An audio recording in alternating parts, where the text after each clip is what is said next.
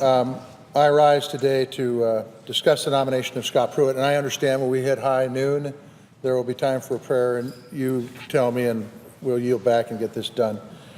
But I want to talk about the nomination of Scott Pruitt and how this important vote will impact my home state. So many folks call Montana home today because their parents, their grandparents, their great-grandparents pushed west to start a new life in the homestead era. My family is no different.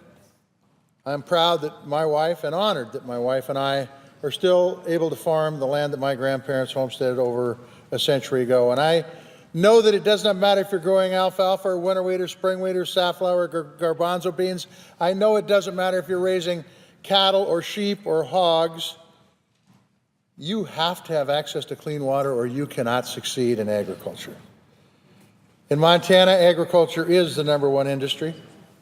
Local economies around our state are driven by that agricultural economy, whether it's farms or ranches. In a good year, our state's wheat production alone will clear $1 trillion.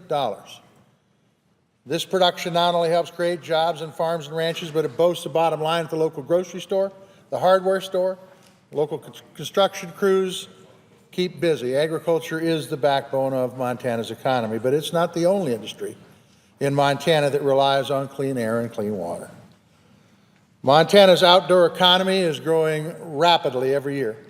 Hunting, fishing, hiking, camping generates over $6 billion, sustains over 64,000 jobs in Montana each and every year.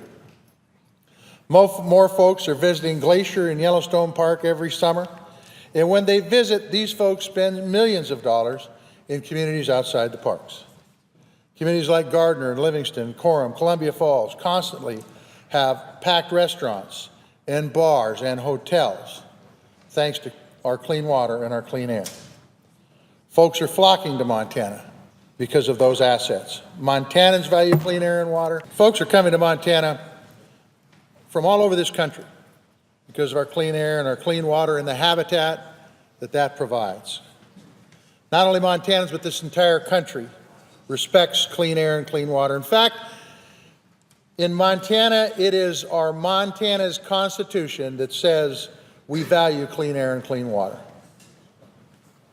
The reason we place such a high importance on clean air and clean water is because we've seen what happens when it's put at risk. On numerous occasions, Montanans have been victim to corporations who treated Montana like a third world country.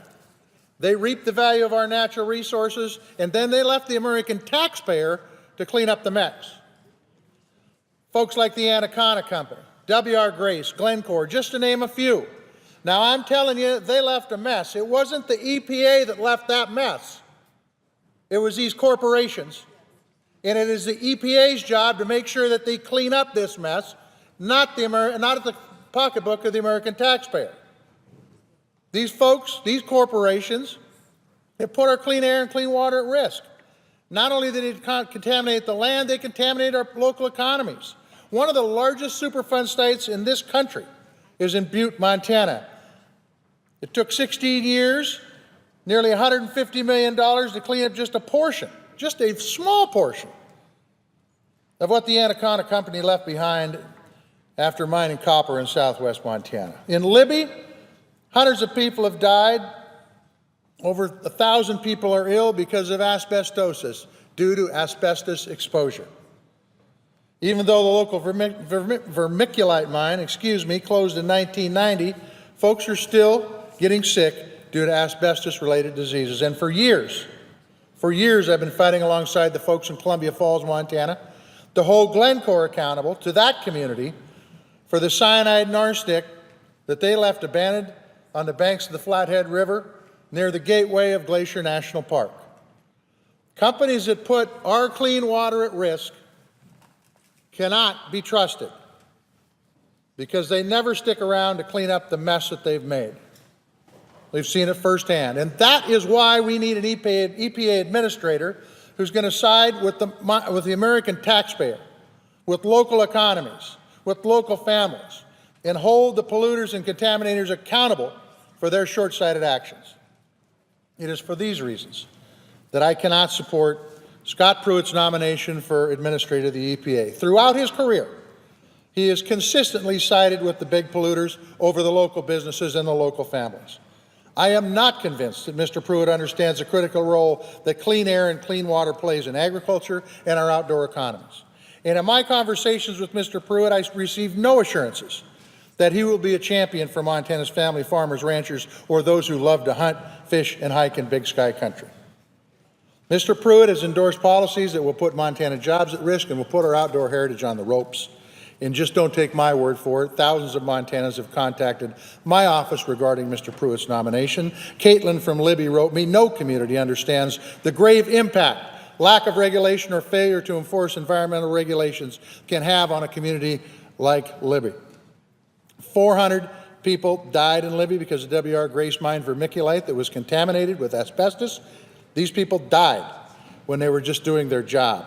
Libby doesn't want or need another person that looks the other way while big corporations prey on hardworking people. Stephen from Corvallis wrote, I'm a farmer in Montana. I regularly use pesticides where I hope the EPA has my back to make sure these things are safe for me and the environment. Farming continues to be less predictable due to a changing climate, and I want someone in that position that has my back as a farmer, not someone that questions broad scientific consensus. Rich, a retired land manager from Stevensville, wrote me saying that this about Pruitt.